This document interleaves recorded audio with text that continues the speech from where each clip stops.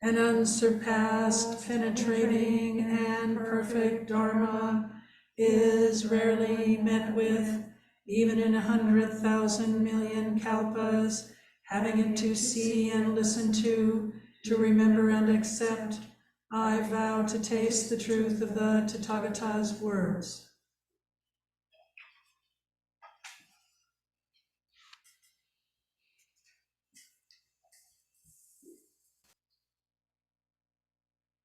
Sorry, Kate, this one will be a little messy. I forgot to do this, sorry. Okay, there you go. Good morning, everybody. So today we're continuing our discussion of chapter 22 and then in Thich Nhat Hanh's The Heart of the Buddha's Teachings. And that chapter is entitled The Four Immeasurable Minds. And he refers, you might remember, he refers to these four as the four abodes of true love, expressing that for love to be true, it must include all four elements of love or loving kindness, compassion, joy, and equanimity. And you know, these elements overlap with each other. In one, there is all, and in all, there is each. And one can lead to the other. Embodying love or loving kindness can naturally lead us to arousing our capacity to feel and extend compassion, which in turn opens us to our ability to recognize and honor joy in ourselves and others.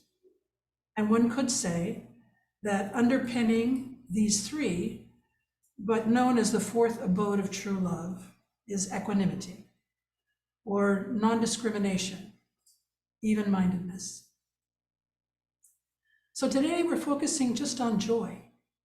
And this type of joy is often referred to as sympathetic joy, or empathetic joy, or altruistic joy. The happiness we might feel when others are happy. But Thich Nhat Hanh says something interesting, I think. He states that by adding these extra adjectives to the word joy, we're limiting the meaning of it because it discriminates between self and others. Joy could better be defined in his mind as feelings of peace and contentment, which supports our capacity to rejoice when experiencing and seeing the happiness of others, and also to rejoice in our own happiness. Now, I decided to devote today's talk to joy only because it seems to me that of the four abodes we're discussing, this is perhaps the one that we don't hear too much about. Certainly in the Buddha's teachings, texts we've read, chants, Dharma talks, we see and hear a lot about love and loving kindness. And compassion, of course, seems to appear as the very basis, obviously, of our practice. Mudita, joy, however, not so much. We don't see it as much. We feel it, but we don't talk much about it or hear too much about it. But in a discussion of joy, I'd like to start first with a focus on ourselves. For it's very unlikely that we can feel this kind of joy for others if we can't, in fact, feel joy for ourselves. We benefit from being able to rejoice in our own well-being. And in my lifetime, as I was thinking about this, I remember hearing a question many, many times. How can you feel love for someone else if you can't feel love for yourself? And I think these ideas arrived in my consciousness as a result of all the wildly popular self-help or self-improvement books, spiritual books, and the abundant literature arising out of the women's movement. So all of those during the 60s and the 70s and 80s. And I'm sure some of you remember all this. But this question applies to joy also. Recognizing and rejoicing in our own joy enhances our capacity in relation to others. And how do we do this? Well, traditionally, sympathetic joy is practice in sympathy with others, not in terms of oneself. But it's important to develop our ability to take delight in our own good qualities. Sometimes this is hard, but it's important to learn to appreciate our own strengths, our kindnesses, our generous actions towards others. And we needn't look for anything big, because we all know, as often happens, it may seem like nothing special, to us anyway, when we're encouraging or supporting someone who's in a difficult situation. But it can become a source of joy if we allow ourselves to become aware of the goodness of our actions and feel that awareness in our body too. We can practice to be better able to delight in these and at the same time be able to distinguish them, and this is important, from feelings of conceit or other ego-centered judgments about ourselves. And it's difficult sometimes to acknowledge our own good hearts. Sometimes it takes other people we're close to help us see this in ourselves. I have friends, and certainly my sister does this quite often with me. It's very helpful. And knowing that our loved ones are happy for us and share happiness with us can make our joy even greater and more real. Recently, in putting this talk together, I read a German proverb that says, shared pain is half the pain, and shared joy is twice the joy. So when we can rejoice in our joy and share it too, it's even more rich for everybody involved. But it's important for us to remember that we cannot make ourselves feel joy. We can, however, set the intention to be more open to it and to cultivate it through repeated and patient practice. Another way we acknowledge and cultivate our own joy is by bringing awareness to the good in our lives. We can start with just little small things. The early morning sun lighting up the leaves on a rose bush, birds splashing in the bird bath, which happens to be my situation right outside my window in the living room. And then we look to bigger things, our friends, our family, our Sangha, or in fact, that we have good health. And I really like this quote by poet and author Mark Nepo, who says, "The key to knowing joy is being easily pleased." And then we can more easily rejoice in the happiness of others once we've really cultivated our own joy. And after experiencing joy for ourselves, we can begin connecting with other people's joy and allowing ourselves to really feel it. And it's fairly easy, it seems, to feel joy, obviously, for those that are closest to us, our inner circle, if you will. But we shouldn't limit our joy by ending it there, of course.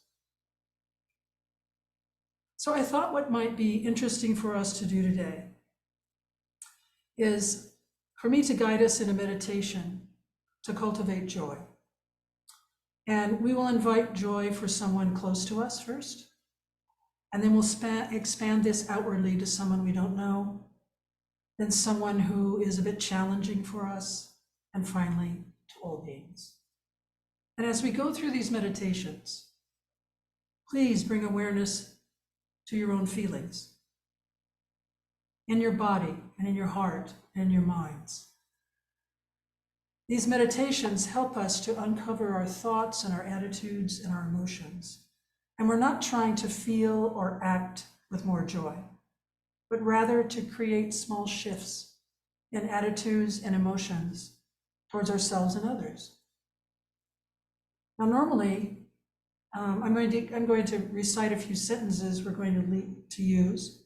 And normally you'd say each of these sentences to yourself or ones of your own making a number of times, over and over again when sitting, and over a period of time. Often it's suggested to choose a person and work with that for a number of weeks. But obviously, because of our time constraints today, I'm going to take you through them more quickly. And just a final note, obviously this can be done sitting in meditation, as we're going to do today, but we're encouraged to engage in this anytime as we think of people we know or encounter them during our day. So to begin with, just get comfortable in your seat. Move around if you need to on your seat or your cushion.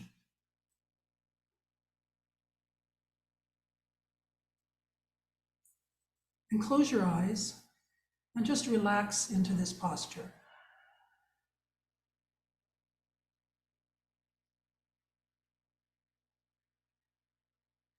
Gently bring your attention to your body and notice the sensations you have. The feel of sitting in your seat or your feet on the ground.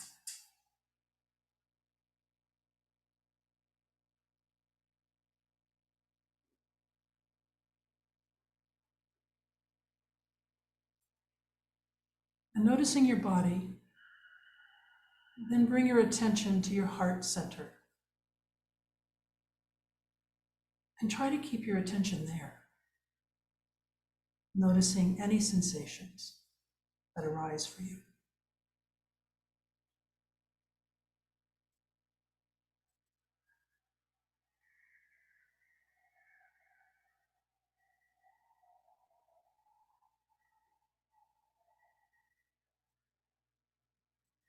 Notice your in and out breath, the rising and the falling of your chest. And take some deep, slow breaths to help center you even further.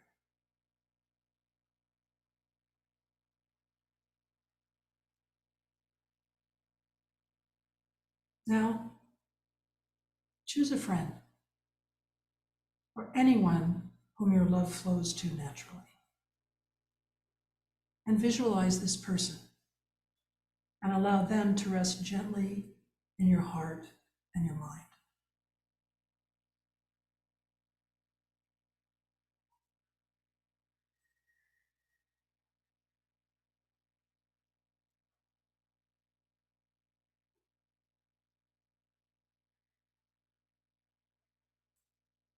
With this person in your heart, focus on a source of joy in this person's life. And there's no need to search hard for this. Just whatever comes to mind, work with that. A source of joy in this person's life.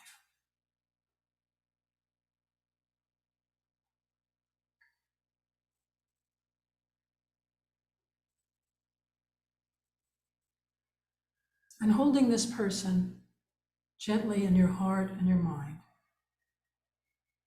say one or more of these phrases silently to yourself and bring loving awareness to your own emotions and thoughts as they arise. May your happiness and good fortune not leave you.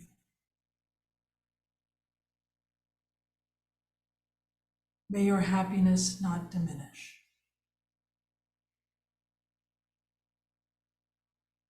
May your good fortune continue.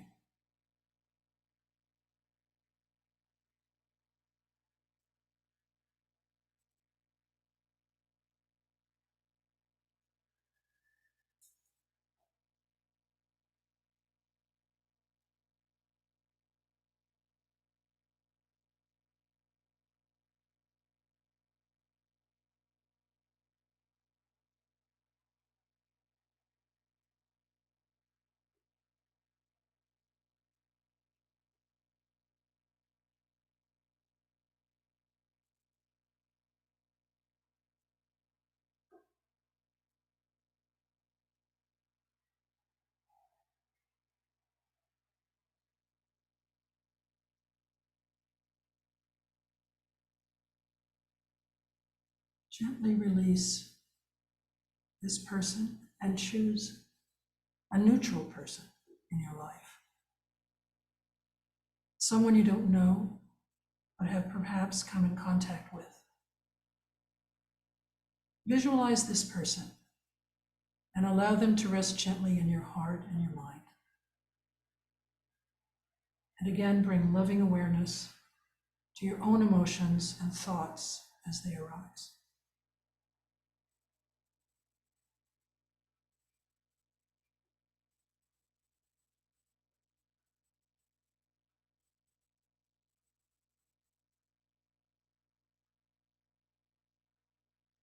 And say silently to yourself one or more of these sentences or sentences of your own that speak to you deeply.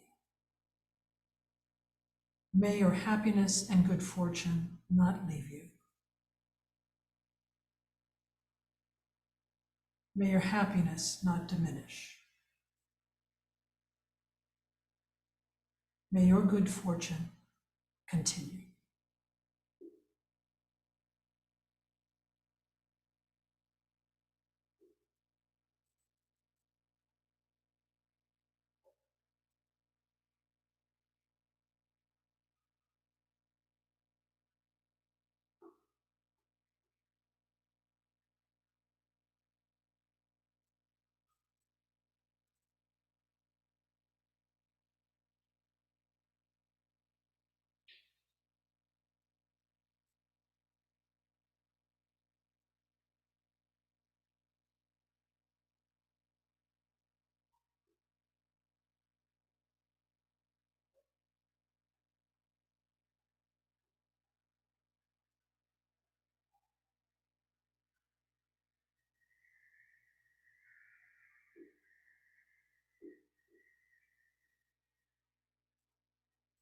Gently release this person. And now choose a person with whom you have a difficult history or a person you find challenging. And it may be helpful for you today to choose someone with whom you have a mild conflict so as to be able to conjure up goodwill toward this person. And visualize this person and allow them to rest gently in your heart and your mind.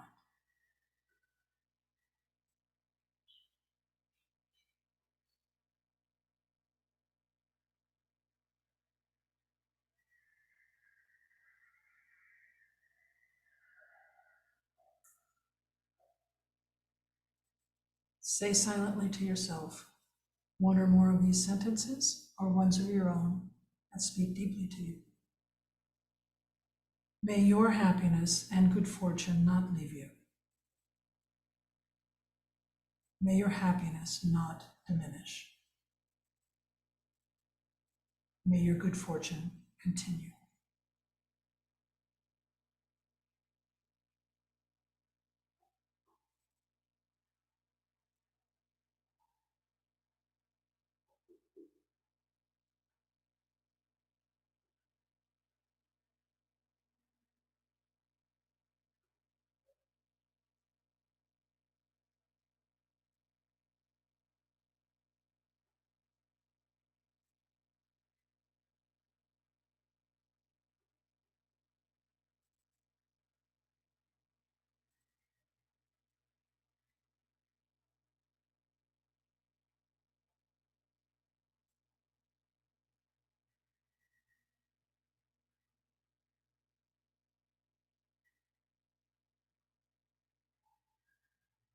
Lastly, visualize all beings and allow them to rest gently in your heart and your mind.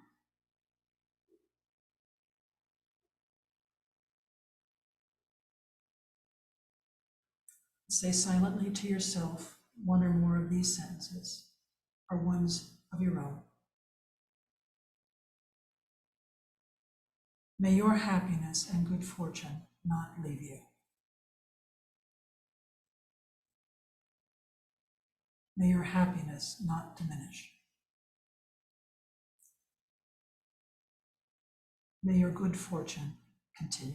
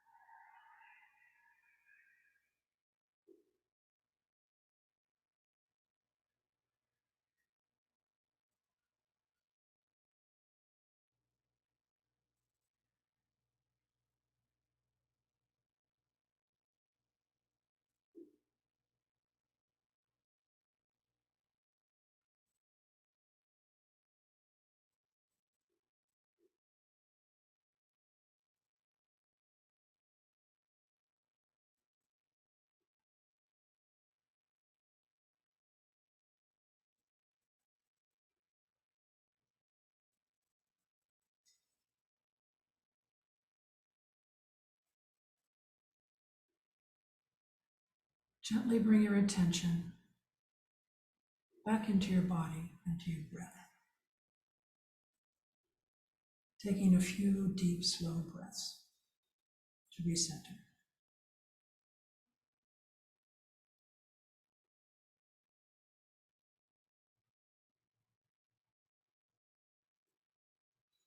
And when you are ready, softly open your eyes.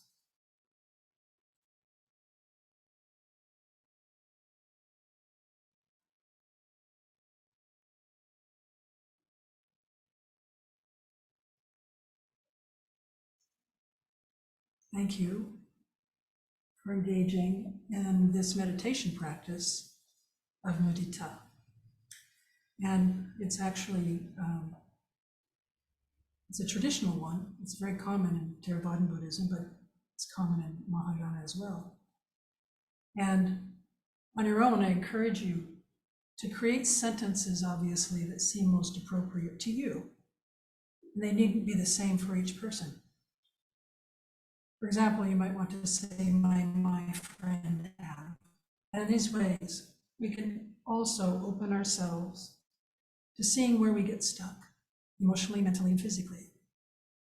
And obviously, don't be surprised by some of your thoughts and emotions. Yes, resentment, self-pity, envy, jealousy. They all have the potential to pop up. But this is the beauty of this practice, isn't it? It brings into the open feelings and thoughts that are blocking our capacities to feel joy for others and for ourselves.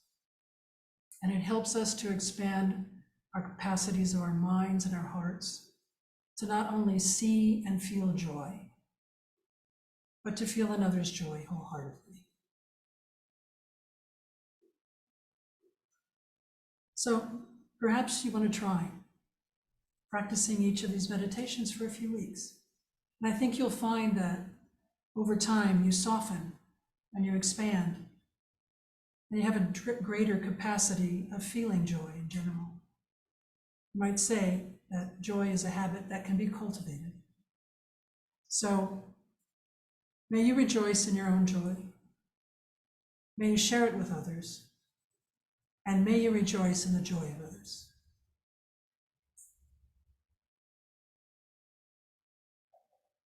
Let's take just a moment of reflection, and you can give us a little after a minute, please.